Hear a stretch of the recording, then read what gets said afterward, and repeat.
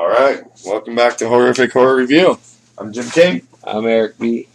Episode 26. I wonder if that number is significant in any way. Have no idea. I don't either. 26 doesn't sound very significant. It's just another fucking number, dude. Yep. So today we're going to talk The Thing. All its incarnations. Some aspects of The Thing. Yes. It was originally a short story called Who Goes There?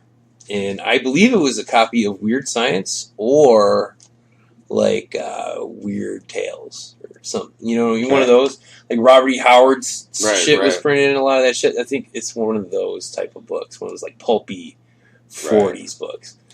And it was a story, and then it was a radio play, which is a really good radio play. It's worth listening to. I bet it is, actually. It's actually very similar to the first movie, which they changed it from Who Goes There to The Thing Another World. From Another World. And Winchester Pictures. I love the Winchester Pictures opening. With the rifles With the cross rifles. It's on my list. Fucking rad. Believe it or not. Do you see it's the first thing on my list? Winchester Pictures. It's the first time I've ever seen that. And really? It really is. Because it's in Halloween. It is not. It is. I hand to God. It's in Halloween, yeah. On the TV? Yeah. They're watching? Yeah, because they're watching The Thing. Okay. Yeah. Yeah, it's not like, before Halloween. Like it is in this movie. Yeah, yes. Brought to you by Winchester Pictures. Yeah, I was like... No, not like that in that way. No, but it's when they're watching The Thing on TV in Halloween. Right. You see it from the very beginning, from the Winchester Pictures right into the fanfare. And what I thought was great about that and the 82 remake is they both have that the same opening, the words, the thing. It the looks melting, so cool. The melting ice. And I thought it was really awesome in 82. Yeah. So much more awesome in 1951. Yeah. It was so cool they kept it. Yeah, so cool they kept it, and because obviously someone thought it was as cool as I did. That's so rad. But yeah, I'm a big fan and sucker of that whole Winchester story. Yeah. So and I just checked this out today. So I was like, I saw that 3 hours ago, and I was like, oh shit! I paused on it. And I was like, Winchester films, Winchester Pictures, and it had the rifles like crossed and stuff. And I was your traditional lever action. Yep. I think it's a '79 Winchester. I don't know. It's the one that haunted that lady's house. Yeah, a lot of them. Yeah, fucking that. I haven't seen that movie yet. Winchester? Yeah. I bought it like a week ago. Have you watched it? No. Okay. Helen Mirren plays Winchester, old lady Winchester. Yes. Which I thought was weird because she was a little person in real life.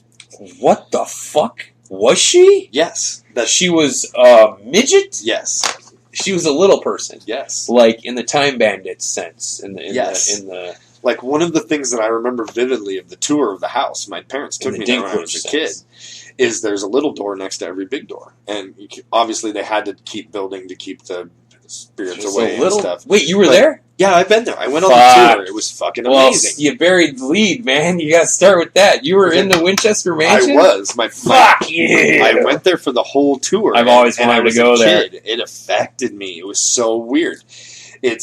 I'm a big fan of architecture. I love gardens. I love anything that has to do with houses anyway. I love spooky shit. So when they bring you in, spooky fucking house. They bring you in and they sell this story to you about how, because I'm a little kid, I didn't know a lot of history at the time. So they're really good at explaining what was going on in this situation. She was the wife of the man who invented Winchester rifles, the rifle that killed tons and tons and tons of Native Americans. Just tons of people, period. Yes, but it was the Native Americans that terrified her. Really? She believed in the spirit world and stuff, and they had a lot of money, obviously. She sure did. So she had this private palm reader lady advisor, whatever, that told her that the only way she could be safe from all these Native American spirits was her house had to be under construction. Keep building. So for 40 years, they built on this freaking house. I mean, there's stairs going up to the ceiling to nothing. And they built bizarre shit. Well, they ran out of functional things to build. Functional space. And then it turned into weird things. Yeah. Everything had to be in patterns of 13. There's 13 stairs, 13 panes in every window. 13 different kinds of roses in the garden in a circle of 13. She was crazy. crazy. Well, yeah, maybe, but it was a great tour, and the best part of the whole tour is when they filtered you out at the end. Like they take you up into where she used to have her seances, and you go through the whole house, and you go through the grounds and everything, and then they take the very last thing is they funnel you out into the gift shop, which is like a freaking shooting gallery, and it's so awesome. You're like like the old light up shoot the gun galleries. Really? Yeah, and you're using like Winchester rifles, and it's like she would not be happy with that. No, like it all seemed like poor taste at the very end. I think that is, but it was like everyone there was dumping their money. I'm sure they fucking were. It was an enjoyable time. I remember it fondly. So I was pretty excited about this movie anyway, and I just haven't got to watching it yet. But anyway. I just bought the first, Winchester Films. The first one. Where did you find this, Jim? I forget where we were. Oh, was it Zia's? I was going to say Zia's or Bookman's, right? Zia's, yeah. I was like, oh, The Thing from Another World. I have fond memories of watching this movie with my grandfather and my dad in the smoky ass fucking in the basement, right? Fucking love it. Like that's the first place I saw it, and it was not at the age I was. It wasn't a lot of black and white movies that could keep my fucking attention, right? Because I was raised in the '80s when things were just fucking super colorful and moving quick. I was old enough to have that transition in my house from the black and white to the color TV. Fuck. Yeah. See. So if it wasn't in color, I wasn't interested because it wasn't the new thing. Okay. You know what I mean? Okay. Like in a lot of shows that were in color, I didn't realize that we had our black and white TV longer than a lot of people. I just think, those movies were made different. They were just made differently. And they it just required a different kind of attention. Do you know what I mean? Back when we had an attention span, and when the world wasn't moving so fast. This movie really, like, despite my love for like bright red blood color, this movie like kept my attention. The Thing from Another World definitely kept my attention, like the whole fucking time, like the whole time from the get, because it moves pretty quickly.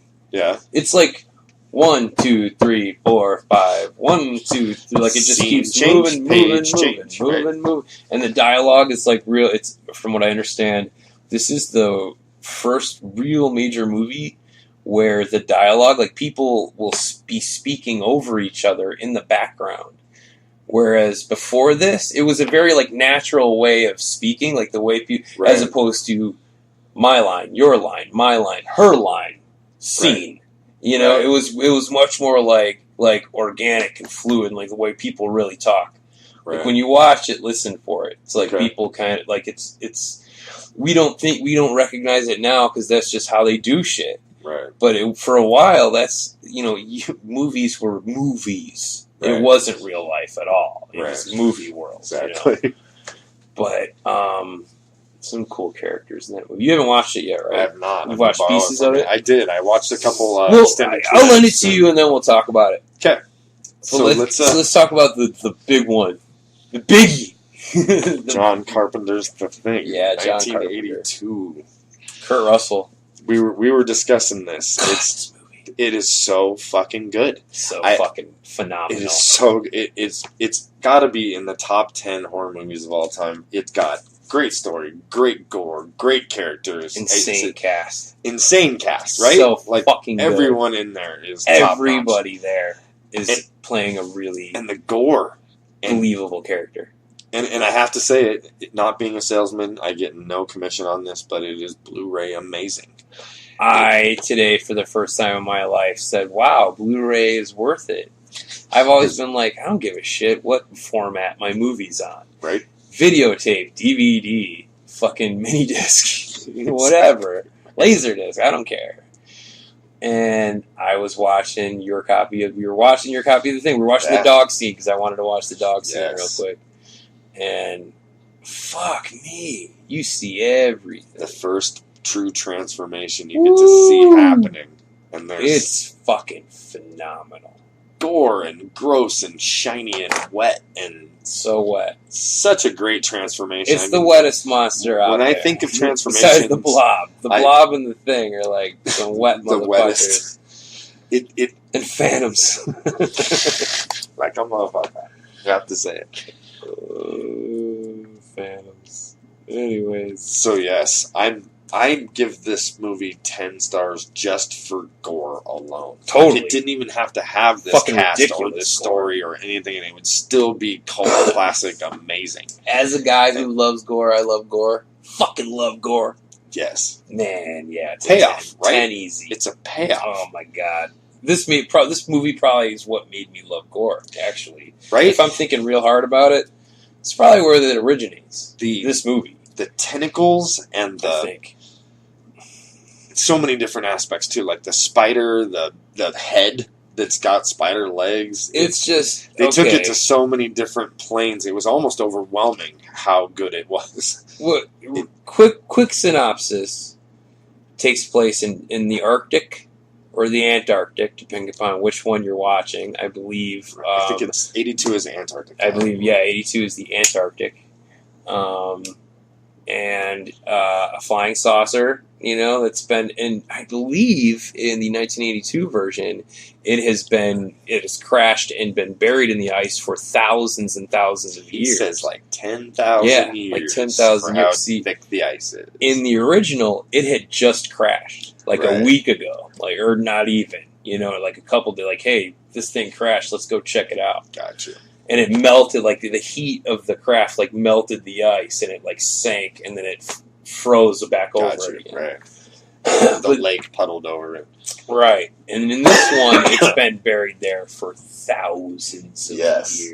Which is even so much more intriguing. So much cooler, right? Man. It gives it a weird, fuck, it's been here the whole time. It's been here the whole time. Fuck me.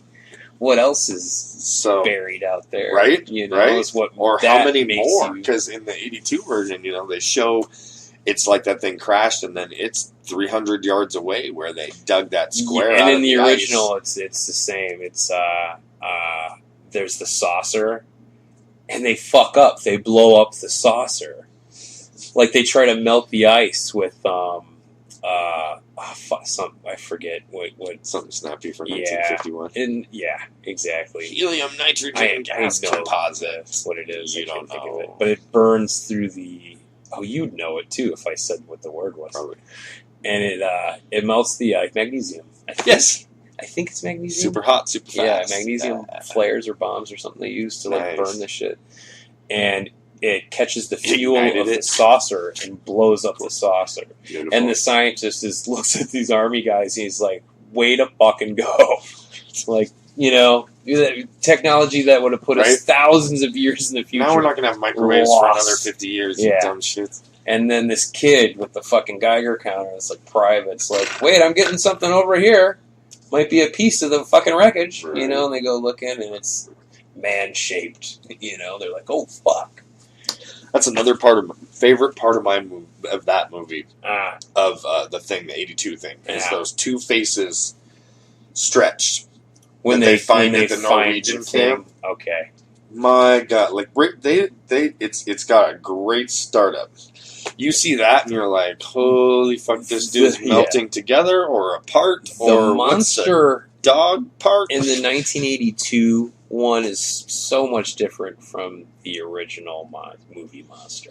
The one that I saw, the one that I was checking out today, looked a lot like Frankenstein's monster. It's got a huge clunky Frankenstein. It's totally influenced by Frankenstein.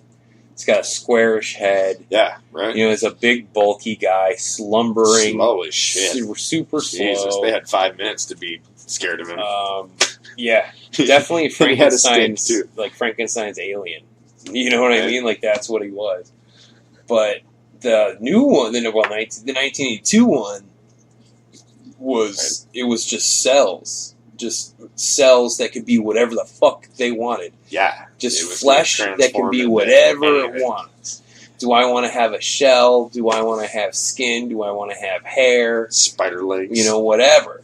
Any genetic information. And it had so many layers inside of it. There was teeth upon teeth upon. It was it was almost like there was a. It was almost like it did plant form inside fighting. It was like it didn't know how to make itself sometimes. It was just making shit what it so was initially. fast. Because this thing, you can't...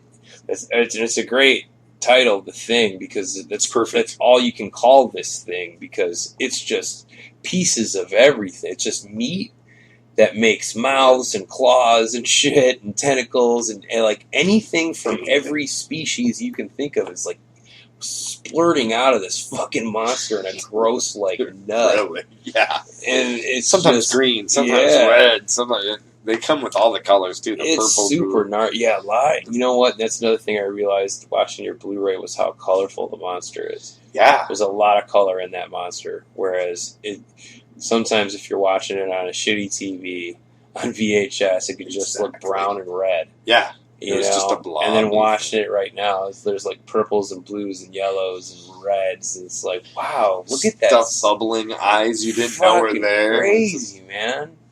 Super cool. Yeah. I definitely recommend buying a Blu-ray player and buying the thing right away because it's sick. Kurt Russell's cool in it too. He's like your typical. It's John Carpenter, Plissken, and he's the hero. He's the hero, you know. And he's a cool with the hero. coolest hat ever when he flies his helicopter. That's right? a fucking hardcore sombrero, dude. It's so bent hardcore. up in the front. Well, it has to be to fit in the fucking helicopter, right? Is that what it's from? I think so. I couldn't figure out why it was bent like that. It's gotta be bent like that just so he could like snow sunglasses, you know. Shit. And get like little fuck up with his vision, I guess.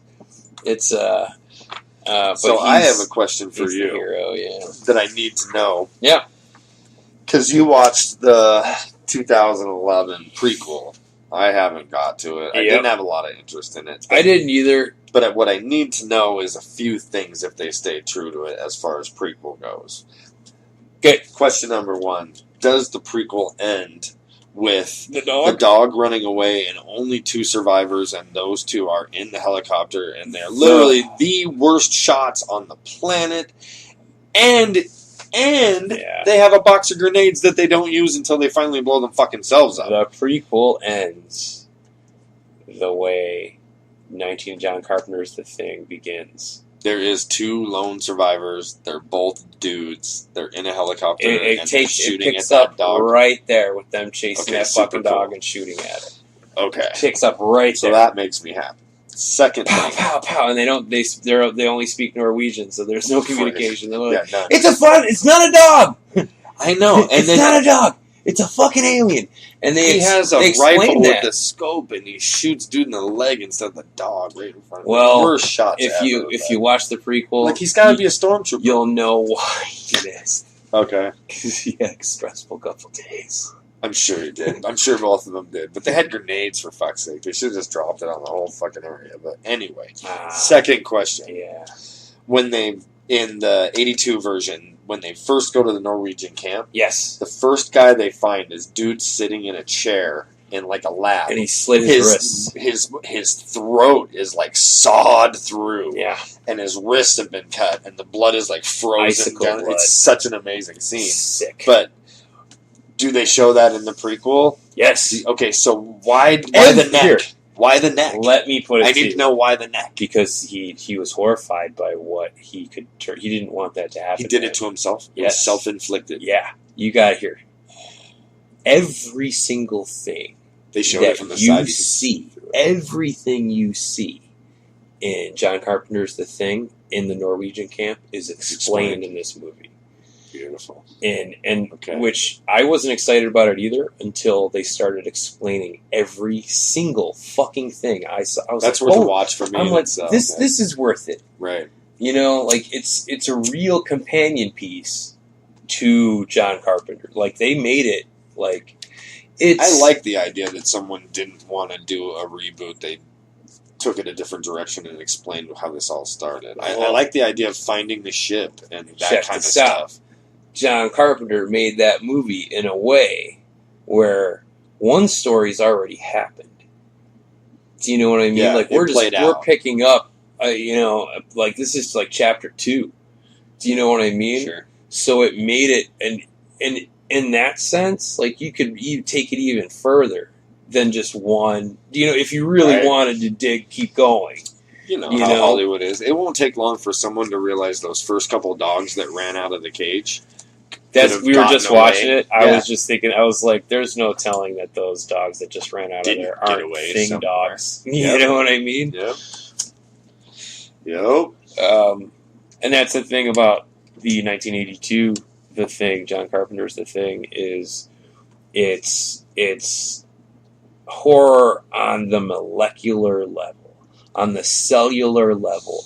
One drop of this thing's blood is alive. Like every cell is alive and it's moving. all about survival. And will jump on you and get in you and like infect you and turn you into another one of my favorite parts of the movie is when they're doing the blood test. Oh, it's so fucking gnarly, man. You're waiting and waiting. I mean, he tests like 3 or 4 of them with nothing happening. Kurt Russell's theory is Holy if every shit. cell is fighting to stay alive, then if I burn your blood, it's gonna like fight me to stay alive. Right. Instead of being human tissue that just burns. He's like, so he takes blood from everybody, and which is a great idea. If it was a good idea. You don't have... They do. There's a scene in the prequel where there's a test that they give. It's a totally different test, though. Yeah, okay. The Norwegians have a totally different test, but there is a scene, like a tense an scene. angle to where they.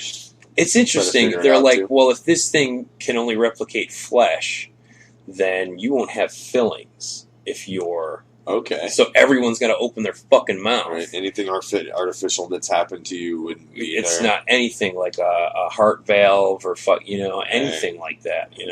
And broken knee with pins. Right. Shit. Exactly. Okay. Shit like that. And there's one kid who's like, I have good teeth. Right. He's like, please That's don't not my burn me fault. alive. Like, I brushed my teeth when I was a kid. I You can't fucking forget. floss. My fucking grandfather never had a cavity. He's like, why you fucking don't kill me? It's awesome. That's a good twist. I wouldn't think of that. If I was trying to figure out a way to on the fly figure out who was the version. Right. That's a good one. It was smart that it couldn't replicate. It was a smart. great idea. And Kurt Russell's idea was smart too, burning the blood. That was only after they realized that the only thing that was working was burning the fuck out of everything. Right. And I thought it was interesting that they were like an outpost that had a lot of fucking weapons. Like they had cases of shotguns. Everyone seemed to have a drawer gun that no one else knew about, and then they had flamethrowers. Well, here's the thing about that. Is I looked into this. Apparently, flamethrowers are real common in places like the Arctic and the Antarctic. Sure, melt the fucking snow. I guess you got to get the tractor out. You got to get that shit out. Do you really want to shovel that shit out? You don't have time. Flamethrower that shit. I guess. Whoosh, gone.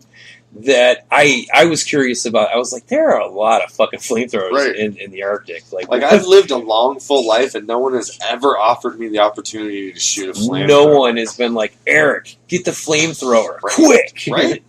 Ever, yeah. And if they did, there wouldn't be one accessible because there just aren't backpack flamethrowers. I have a couple end of the world buddies that have a lot of toys and still never a backpack flamethrower. There's a lot of backpack flamethrowers in horror movies, dude. There are. There are. I'd like to play with one too. But there were a lot in the original. So, the Thing from Another World, full of fucking flamethrowers. See, that's funny because it's a big deal. Like in World War II, too, they used to use it a lot in the trenches. Oh yeah, you ever seen it used like actual footage? Yeah, that thing shot far as fuck. Yeah, and it was like liquid fire. And it was interesting how that guy's target was his tank on his back. They would like try to shoot that dude to blow him up, and then he gets hit and he's on fire. Look, man. It's I don't want to be the flamethrower guy. Who's going to be the flamethrower guy? Know. Does he get extra money? Do you get like the good boots? Like good boots, right? You get extra chocolate. You get the good jacket. You get more smokes with your ration. So, out of we'll say 1 to 10. What would you give the prequel, the 2011? And I'm not saying not making it stand alone, but if you're a huge 82 Think fan, gonna say it's really hard. I can't judge that movie alone because without John Carpenter's The Thing, I don't like it as much. Right? Do you know what I mean? Yeah. I don't. There's a reason though. and I think we talked about this not too long ago. They filmed this movie with all practical effects.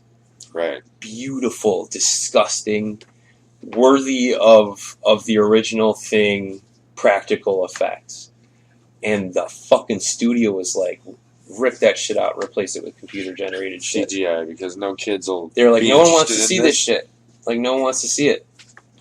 Right. So they fucking they replaced everything with CG. This is too campy. And it looked like if you there's somewhere on YouTube there's a video where they show you side by side comparisons of, and it's amazing. Like Really? These practical effects were like there's a lot of brilliant practical effects. It doesn't have to be CGI. I don't know why they would force that. 30, 40 years later? It's almost 40 years later since the Thing, right?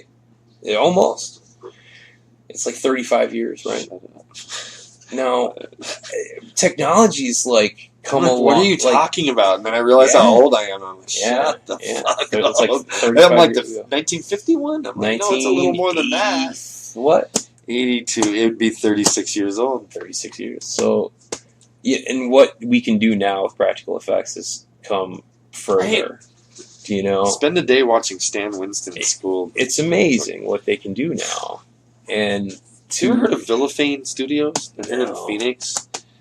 I'm going to turn you on to it this year because they do pumpkins. Yeah. That are more like peelings instead of carving. Yeah, I've been getting into that. Holy It just, fuck, yeah, it's amazing. it's amazing. Once someone like showed me that, I was like, oh, why didn't I think of that before? Right. You know what I mean? Like I've been fucking trying to make like holes, you know, and like, Right. it fucking makes so much sense. And it's stuff that I wanted to do that was cool. I ended up trying to paint instead, you Ah, know. And now I'm like, right. oh, a potato peeler and like a melon baller. Yeah, Look the at me melon go. baller. Make eyebrows. Fucking So yeah. Anyway, So So I have out a beef of- with that movie. out of 10 stars though, Out of 10 stars, I'd give it 5. God, right in the middle, huh? I gotta be in the middle about it because I appreciate it. I appreciate it for what it is. I appreciate it for like filling in some of the blanks on the 1982 John Carpenter's. You know, it fills in like, especially your favorite thing, the thing with the two faces. Oh my God. It shows you what happened. Okay, there. see, yeah, you were telling me about that. How it wasn't. I just assumed It's not a head splitting. It's two faces Ah. coming together. Like this guy's getting all, like one's getting all thing, absorbing the other. and he just like kind of falls on a guy and like just slaps his head against Okay. his cheek. Like it's not like grr, it's just like thunk against his Okay. cheek, and then their cheek. The dude tries to pull away, and their cheeks That's are where they get stuck the stretchy- together, and then they start to meld. And it's And that's just, why there's two sets of teeth. Like there's two distinct faces. it like, is repulsive. and awesome. And now, having said that, I don't appreciate the fact that they replaced all the CG with they replaced all the practical effects with CG. Right. The shit's cool. It's cool as shit. You know, I mean, Right. they didn't change anything. Like all the monsters, their vision for every monster wasn't just replaced by something completely different. Okay. Do you know what I'm Yeah, saying? Like yeah. they just CG the same shit, which is weird. It's Right. really bizarre, Right. but you still get the same monster. I wonder For if that those people scene. still got paid to do it, even though it didn't. Oh, of show course up. they did. Oh yeah. But no royalties. No backside because your shit didn't actually appear in the movie. Just some crappy hourly wage. I don't think that works like that. I don't think you I don't know. like get royalties for. See how I am? I'm trying to start a practical effects union. I don't think you get. You work on a movie and you're done. You know what I mean? Part, right? Yeah, fucking. But yeah. So it's worth a check out. It's worth $2.99 okay. rental. If you're a huge fan of the 19, I would suggest. I'm a If you're- huge fan. If you're a horror fan, well, if you haven't seen any of these movies, I would watch John Carpenter's first, for sure, Okay. for sure, and then I would then I'd watch the remake for sure, and that kind of fills in all the blanks and Okay. John Carpenter, And then go back and check. I would out definitely and then watch the original like late at night, From like Another World. like watch The Thing from Another World It's a bedtime thing. midnight on Saturday night, fucked up all fucked up and warm and cozy in your cozy. There you go. And turn that black and white shit on and get a feel for how these fuckers talk to each other because it's hilarious. Holy cats! They sound like cartoon characters from like Tom and Jerry and shit. It's real funny. That thing's going gangbusters. Oh my god, it's super. This is the bee's knees. Holy shit. They don't say that, but I was watching Pineapple Express today. That explains it too. For like 2 seconds of it. Right. What else you got there? You covered most of it, actually. We were talking about the same stuff. I wanted to bring up Beautiful that Winchester shit. thing. It's Rick Baker. You gotta bring up Rick Baker. Rick Baker did all the fucking creature effects. I believe it's Rick Baker. Let me double check. I don't want it to be... I'm saying it's Rick Baker, and then it turns out to be fucking Stan Winston. Fired. Yeah, let me take a look here. I went to your future in practical effects. Let's see. Is it Rick Baker? Oh, I know, right? Shit, I'd be fucked. Well, if I was going to do that, I would have done it. Yeah, see, I think... Me personally, I'm going to check out the prequel just simply because I want answers. Like that guy, I want to see him saw his neck. I need to see. That would be a really difficult thing to do to yourself. What's that? Saw your own throat. Because he got like halfway with through the Norwegian guy that they found at the start. With the fucking... What was it? Maybe it wasn't Rick Baker. You know why I got Rick Baker on the brain? You know why? And I wanted to bring this up anyway, so that's a really good... This works. We'll segue. I was wrong. But I wasn't still wrong. But it works because Rick Baker did do the special makeup effects on Videodrome. Oh, now I've been that's why you got that on the brain. I've been a Videodrome kick for the last couple days. And the reason why is because it reminds me a lot of The Thing, in that it's flesh horror. Do you know it's body horror? So totally botched that it was at the film bar like a week ago. Was it? Yeah. Really? The Videodrome? Yeah. Man. Really? It was. That sucks. Yeah. That sucks, dude. That sucks. You gotta follow it. I'm fucking pissed now. Videodrome. Can you imagine the people that would go to see Videodrome? Yes. Fucking A, dude. That'd be a fun fucking show. Oh my god. Oh well. Never so again. Anyway, yeah. Oh, it'll happen again. They're going to bring it back to like cult classics or something. It's so good. It's so Phoenix good. is actually getting a little better about its Videodrome is diversity. So it's Cronenberg. Yes. You know, which means awesome and twisted. Which from means the like hardcore body horror. Fucking it's always about what's happening to your body and how your body's like rotting or changing or diseased, you know what I mean? Right. And like what's inside you. Yeah, like if you've ever, I know you've been hurt, if you've ever been injured in a way that makes you look at your body differently, do you know what I mean? Yep. Like all of a sudden it's like, whoa, I am just a bag of like red meat and bone. Yep. And like you see like your fat cells and shit in the layers of your body, and it's like, this is what I'm made out of. You know what I mean? It's like, whoa, this is gnarly as fuck. And he taps into the idea of like we identify so much with our body, and if your body is like mutating or rotting, or like you've got like intestines coming out of your palms and shit, like I don't think there's no horror that can match that, I don't think. Do you know what I mean? Can you imagine, like... It's different for everybody, though. Everybody's got their own thing. You know what? Like, when people lose their legs, right? That kind of horror, when they realize half their body is now gone, they usually throw up and pass out. Oh, sure. And are like in a state of delirium for days. Shock. They're not right. No. If it ever again. It's just like, I can't believe, like that's Cronenberg. He taps into that. Right. Really well. In a movie, with a movie. Right. It's like, wow. He's a twisted fucker. He's really talented. Like he taps, and Videodrome, man, there's a lot of sadist, like hardcore masochistic shit, in It came that out movie. in a year though when they were trying to push the envelope as much as they could Big too. time. And there was a lot of cocaine. The early '80s Yeah. was the golden age of To us, our generation, it is the like practical effects, prosthetic makeup, horror movie shit. It was like the peak, like it peaked there. It was almost as if someone told Hollywood that we didn't want to see real stories anymore. We needed make believe. We needed gross monsters, and we like, needed just up disgusting. the game.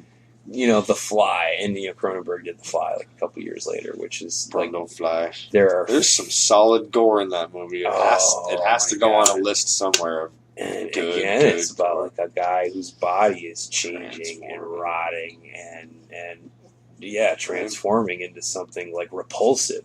Cronenberg was the doctor in Nightbreed too, right? Ooh, wait, what? Nightbreed. Oh yes, Cronenberg. Right? That's why he signed on for that show. Because he loved that transforming shit. He was the twisted ass psychiatrist / serial killer. Totally, that was fueling the whole situation. Almost. Which I thought was so cool that in a movie they don't do that a lot. They don't mix genres like serial killer and monsters. Yeah. Very rarely do you see those two worlds mix. And it was funny that he wanted to be a monster so bad. That was part of the kick. He was hoping for an entry ticket. Nightbreed is a movie we should talk about. If we need to do it, I'm gonna bite the bullet. I think Nightbreed, we talked about doing a Nightbreed episode like from the very beginning. I don't have it, and I want the director's cut. Is there a director's cut? Yeah. Because I know they cut the shit out of Nightbreed. Cough it up for under like $25. Clive Barker. Anywhere, yeah. It's his. There's a Blu-ray collector's director's cut. I think Nightbreed is Clive Barker's masterpiece. As well. In my opinion. Way more than Hellraiser, which was much most people would say, I'm sure. I was a huge fan. I read his books. Look, man, Hellraiser didn't do anything for me. It still doesn't. I don't understand. I like Hellraiser 1 and 2. They worked for me on different levels. There's one that erotica horror. There's one that's I'm not past that though. Horror. It's like fucko. It's like a lame 9 Inch Nails video. All right, that's a one way to look at it. Yeah, or is 9 Inch Nails a really lame Hellraiser? Right. I like Trent Reznor. We should do a Hellraiser episode then. Let's put a pin in that. Yeah. You know what? Okay. Because I don't like it. Right. But that's what I'm saying. We could I appreciate Hellraiser. I appreciate it. Or just negate it and we'll just do a think Nightbreed. Pinhead, let's do a Clive Barker. We should do a Clive Barker. That way we can fly around the board a little bit with it. Yeah. Because I like Nightbreed. We can talk about Nightbreed a whole bunch. I like Nightbreed a lot, actually. It's just such a fucking good movie. But I'd like to go to Midian. What a weird place. Right. Where the monsters come in. It's a cemetery. Can you imagine what Midian smells like? Fucking reeks. Down below. Fucking reeks. And it was weird because not only do I picture all the monsters smelling bad, but they were all like cooking too. Like there was a whole city going on down there. There's a whole city. And I can only imagine like when you're in like cultural districts downtown and you've got like Chinatown this way and Hispanic avenues and all those smells hit you at once and like what you think is good on every independent too much at once. Yeah, you're like, well, and the fish man is not cooking the same shit as the scarecrow man. Exactly. As the fucking porcupine lady, as the fucking snakes in his tummy guy. They're all like, yeah. Oh man, it doesn't smell good. But yeah, there was, I like that you mentioned that the fact that they were cooking, which implies the fact that they were to a certain extent mortal. They were killable. Very killable. Yeah, some of them. Yeah, they were not. Just like a person. They were mortal. You get shot and they die. They get stabbed and they die. Some of them. I liked how each one of them had a different deal. Yeah, they were each very different. I like the lady with the old mercury that could turn into smoke. Oh yeah. Yeah, I like the porcupine lady a lot. Everybody did. She was cool. I like the red guy with the dreadlocks. He was cool. I like the moon guy. The bike guy. The moon guy was cool too. He was awesome. There were some great. He came up with some really great characters. The crescent moon face guy. He was so cool, man. He was cool. The guy with the tentacles out the belly. Like fucking little snake. That's one of my favorite parts of that movie is roaming through that underground, and they're just like, here's a different monster, here's a different monster, here's a monster, and here's their kids. It was like and their children too. It was like a monster kids like best fucking movie. I remember I watched that movie in my grandfather's basement, and it was like, this is just my movie. We're just gonna label that from here. It's the Bonifield basement. It's the Bonifield basement. The Bonifield basement. Yes. And fucking or the B&B, right? The B&B. I was in the B&B, right? And when I saw that one, and I totally was. I remember it. I remember it very fucking clearly because I remember falling in love with that movie, with Nightbreed. Like immediately, I loved that movie. I saw it in the movie theater. Did you really? Lucky motherfucker. Fuck. I was dating a girl at the time that was really into Clive Barker. I was so fucking far from dating anything at the time. I was a million years older than you. I wasn't even close. I was in high school when it came out. Oh, see, we went downtown and actually met him and got like our movie poster. Met who? Clive Barker? Yeah, he was doing signings and stuff. You know what he did that I didn't know he did until a week ago? What's that? Was Coraline, I think, with the cat. I think it's Coraline. Yeah. It's like a claymation panda. Coraline. Is that with the cat? Uh-huh. Yep. And the kid with the face, click, click, click, click. Yep. And the bike. It's not Tim Burton. No, it looks a lot like it's done in stop motion, but it's Clive Barker. And I'll look into that. It's well, man, it's awesome. No, I didn't know it was him until a week ago. Yeah, like 5 days ago. I was watching something. It was Clive Barker talking about wanting to do something for children and doing like making Coraline, and it's creepy. Right. Coraline's creepy as shit. Right. Like a lot of kids didn't like it. Right. And they're like, "This is scary." Right. It's a horror movie for kids, for sure is. Right. And horror movies are harder to take in the theater. They're easier to take at home. You know, when you're in familiar surroundings. Yeah. With your Snuggie and your Coco. Sometimes it's worse. Sometimes it is worse. You know? Like, I don't know if you saw or not, The Shining is coming back out in the theater. And I'm definitely... I heard about this. It's going to be a Tempe. I think it's a Harkins gig. Like, actual, true big screen. And in my mind, I picture being cool with that. With a whole crowd of people, like I can go enjoy the cinematic experience. If I was alone when I'm alone at home watching that movie, okay, I can't even put my feet on the floor. Like it's one of those movies that still freaks me the fuck out. I understand what you mean. You know, I do. Like the talking sometimes finger kids. Your living room at 3:00 in the morning is the scariest place on the planet. Right. All of a sudden. But I never thought of being the only person in the movie theater. If I was alone, I would be terrified at the movie theater too. Probably. I couldn't handle that. That would be creepy. Not The Shining in the theater alone. I would start having flashbacks. Yeah, big time. I wouldn't be able to handle that. I'd be like, I just need to go out. If there's a guy that talks to you in the bathroom, done. No. Eye pops out. How you doing? Right. So you want to talk Clive Barker next episode then? Yeah, definitely. Let's do it. Yeah, we got to wrap this up for sure. All right. And what else was it? It was Clive Barker and something else. What the fuck was it? Well, we were going to talk about Hellraiser. We were going to talk about Nightbreed. No, there was one before that. I swear to God, there was. Wasn't there? Huh? I'm sure. Give my brain a minute. I'll listen to it later, and I'll be like, God damn. Oh yeah, we were talking about that. Right. Yeah. I'm going to talk about Invasion of the Body Snatchers next time too, probably. Donald Sutherland? Yes, the Donald Sutherland one. Yes. You're next. You're next. Oh. Picture me pointing at you right now. All right. Thanks for listening. Yeah. See you guys next time. Adios, muchachos.